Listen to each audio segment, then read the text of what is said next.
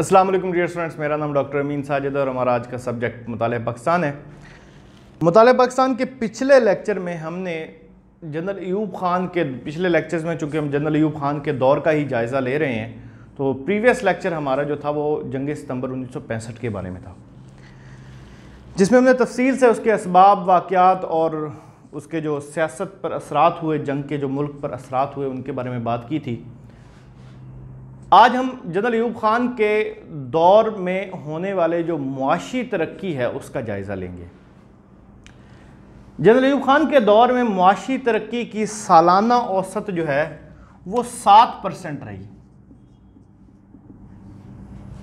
7% सालाना औसत तरक्की की रही और ये बहुत ज़्यादा परसेंटेज है तरक्की की।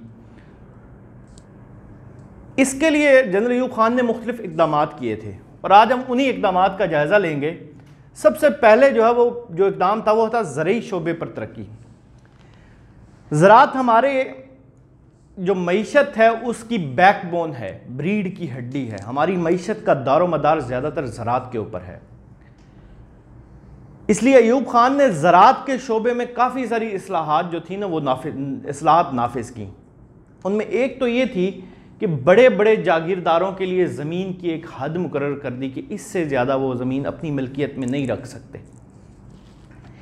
इसी तरह से जो ज़मीनें थीं, सरकारी ज़मीनें जो थीं और जो ज़मीनें पड़ी हुई थी गवर्नमेंट के पास, अभी आबाद नहीं थी, उनको हारियों और मज़ारों में तकसीम किया गया।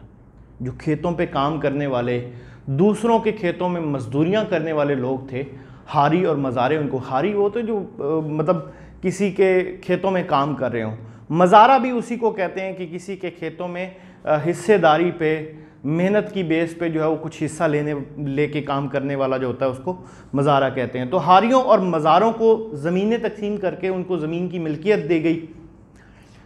इसी तरह से ज़्यादा पैदावार देने वाले जो बीज थे वो बाहर से इंपोर्ट करके किसानों को दिए गए, तकसीम किए गए किसानों में कि जो बीज जो है वो अच्छा बीज काश्त करें ताकि अच्छी पैदावार जो है वो हो सके। कीमियाई खादें जो है उनके इस्तेमाल को बढ़ाया गया। खाद जो है वो फसल की पैदावार में और फसल की ग्रोथ जो होती है, नशो नुमा जो होती है, उसमें इजाफा करती है। जो खेत की ज़रखेज़ी होती है असल में खाद उसको बढ़ा देती है। इसी तरह से उस वक्त तक जो ज़राअत हमारी थी वो टोटली जो है वो मुकम्मल तौर पे इंसानों के हाथ में थी, इंसानी मेहनत के ऊपर बेस्ड थी।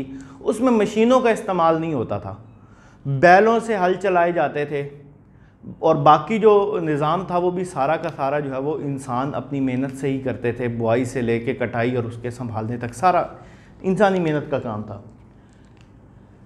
अयूब ख़ान के दौर में ट्रैक्टर, हार्वेस्टर और थ्रेशर को मुतारिफ़ करवाया गया।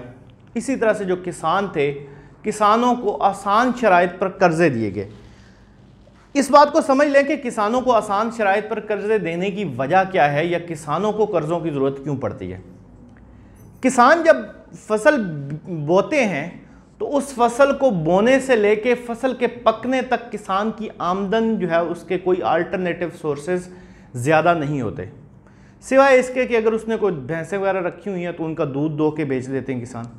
इसके अलावा किसान की आमदनी कोई नहीं होती, या कोई जानवर बेच देगा, इसके अलावा किसान की कोई आमदनी नहीं होती। लेकिन किसान के खर्चे हो रहे होते हैं और वो खर्चे कहाँ होते हैं?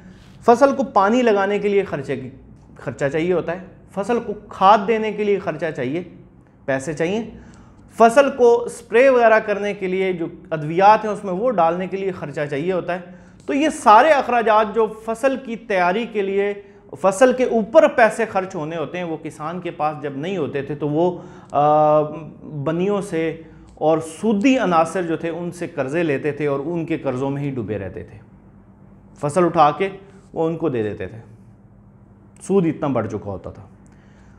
तो गवर्नमेंट ने आसान शराइत पे बहुत कम मार्जिन के ऊपर जो है वो किसानों को आसान शराइत पे कर्ज़े दिए कि ताकि वो ज़्यादा से ज़्यादा फसल जो है वो पैदा कर सकें और ज़्यादा से ज़्यादा फसल अपने घर ले जा सकें, किसान खुशहाल हो सके।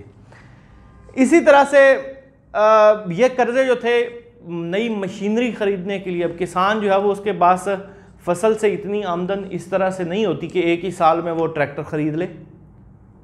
लेकिन अगर वो ट्रैक्टर नहीं ख़रीदता तो फिर उसके पास वो पुराना हल जोतने के लिए जो सिस्टम है वो बैल चलाने वाला ही है। अपना ट्रैक्टर ख़रीदने के लिए हुकूमत उसको जो है वो कर्ज़ा दे देती है। ट्रैक्टर ले लिया, थ्रेशर, हार्वेस्टर वगैरह, वो दूसरी जो मशीनें हैं उनको ख़रीदने के लिए जो है वो हुकूमत कर्ज़े दे देती थी, ताकि किसान अपनी फसल की पैदावार को बेहतर कर सके, और पैदावार बेहतर होगी तो ओवरऑल इकॉनमी जो मुल्क की है वो बेहतर होती है, मईशत मुल्क की बेहतर होती जाएगी। इसी तरह से हुकूमत ने जो है वो आबपाशी के निज़ाम को बहुत बेहतर किया।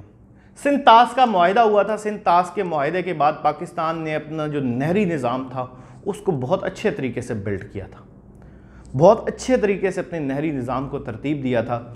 राब्ता नहरें बनाई गई और कई सारे इलाकों में नई नहरें बना के तो वहाँ तक पानी पहुँचाया गया जहाँ पे पहले पानी मैसर नहीं था। उसकी वजह से जो ज़राअत थी वो बहुत सारे जो इलाके जो आबाद नहीं थे, हारियों को जो ज़मीनें दी गई थी वहाँ तक पानी के वसाइल नहीं थे, वो पानी के वसाइल पहुँचाए गए। जब पानी के वसाइल पहुँचे तो वो ज़मीनें आबाद हुई, काश्तकारी के काबिल हुई, और उससे हमारी जो ज़राअत बढ़ी, हमारी मईशत के ऊपर भी उसके मुस्बत असरात मुरतब हुए। इसी तरह से डैम और बैराज, मंगला डैम जो है वो जनरल अयूब खान के दौर में बनाया गया, तरबेला डैम जनरल अयूब खान के दौर में बनाया गया। इसी तरह से और जो छोटे छोटे हेडवर्क्स थे और जो चीज़ें थी वो उसी दौर में जो है वो सबसे ज़्यादा जो है तमीरात हुई इन चीज़ों की। ट्यूबवेल लगाने को इन्हेंस किया गया। अब जहाँ पे नहरों का पानी नहीं पहुँच सकता था और बारानी पानी कम था, बारिश की वजह से आने वाला पानी जो है वो बारिशें कम होती थी, वहाँ पे ज़मीन लेकिन ज़रखेज़ थी तो वहाँ पे ट्यूबवेल का सिस्टम जो है वो लगाया गया कि वहाँ पे किसान ट्यूबवेल लगा के पानी का जो कमी है उसको पूरा कर सके। इन इक़दामात की वजह से जो ज़राअत थी मुल्क की वो काफ़ी बेहतर हुई। जो दूसरा इक़दामात की अगर हम बात करें तो सनती शोबे पर बहुत ज़्यादा तवज्जो दी गई। अयूब खान ने मार्शल लॉ के निफाज के बाद नई सनती पॉलिसी का इजरा किया था, नई सनती पॉलिसी का ऐलान किया था। मुल्क में नई सनतें लगाई गई, बहुत सारे लोगों को उससे रोज़गार मिला, छोटी सनतों को तरक्की दी गई, सनतकारों को टैक्स और ख़ाम माल की दरामदात पर, जो ख़ाम माल दरामद करते थे लोग, उनको उस पर टैक्स में छूट दी गई। टेक्निकल ट्रेनिंग इंस्टीट्यूट्स बनाए गए और टेक्निकल ट्रेनिंग जो है उसका इंतज़ाम किया गया। बैरून मुल्क जो सरमायाकार थे, पैसे वाले लोग थे, उनको हौसला अफजाई की गई कि वो हमारे मुल्क में आके पैसा लगाएं, इंडस्ट्री लगाएं और यहाँ से जो है वो चीज़ें बना के दूसरे ममालिक में भी भेजें। इस मकसद के लिए 1959 में इन्वेस्टमेंट प्रमोशन ब्यूरो IPB, क्या है, इन्वेस्टमेंट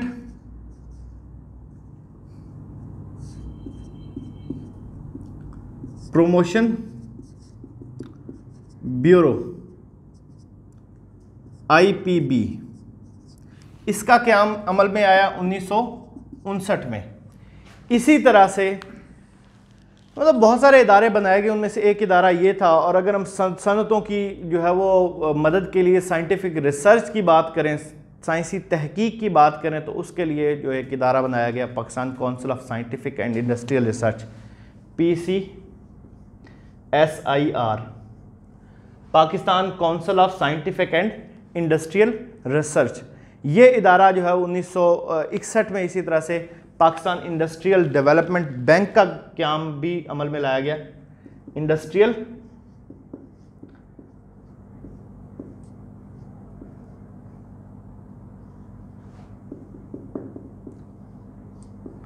बैंक का क़याम 1961 में अमल में लाया गया। इसका मकसद ये था, जिस तरह से किसानों को आसान शराइत पे कर्ज़े दिए जा रहे थे, इसी तरह से इस बैंक का मकसद ये था कि जो इंडस्ट्रियलिस्ट है, मुल्क के जो सनतकार हैं, उनको आसान शराइत के ऊपर कर्ज़े दिए जाएं ताकि वो ज़्यादा से ज़्यादा अपनी प्रोडक्शन बढ़ा के मुल्क की इकॉनमी में अपना हिस्सा डाल सकें। इसी तरह से Pakistan industrial credit and investment corporation का क़याम अमल में लाया गया, जिसने स्टेट बैंक ऑफ पाकिस्तान की मदद से जो सनतें थीं उनकी मदद की।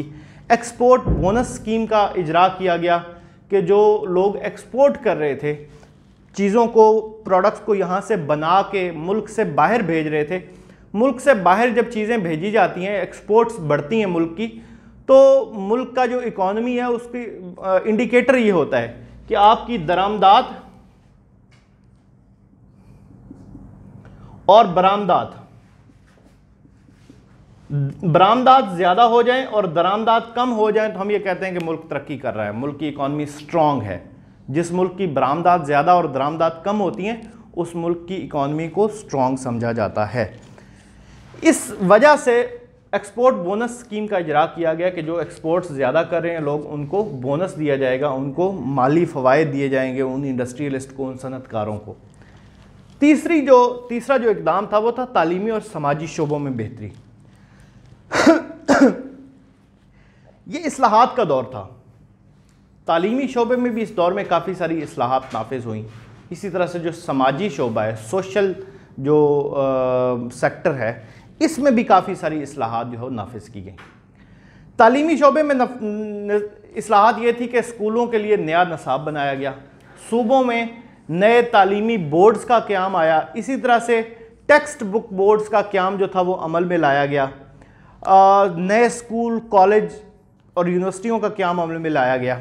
इस तरह से हम समाजी शोबे की बात करें तो फैमिली प्लानिंग का शोबा जो था ये पहली दफ़ा जनरल अयूब खान के दौर में जो है वो ये प्रोग्राम मुतारफ़ कराया गया।